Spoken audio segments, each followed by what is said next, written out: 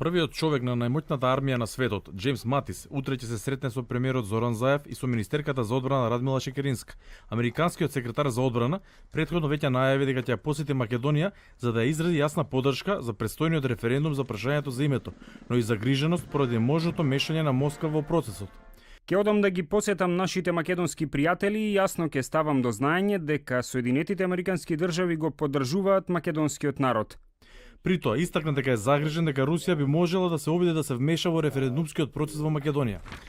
Ако имате гласање, Москва ке се меша. Јас сум загрижен за тоа.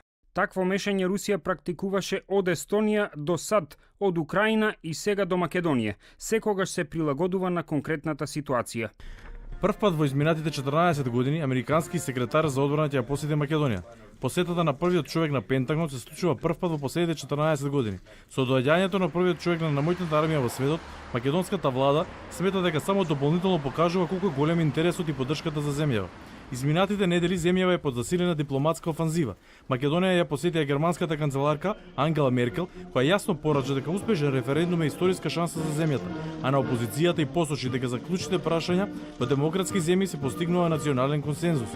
Како поддршка за референдумскиот процес, Македонија ја посети и австрискиот канцелар Себастијан Курц, потоа Федерика Могерини, Михаел Рот, Жан Аселборн.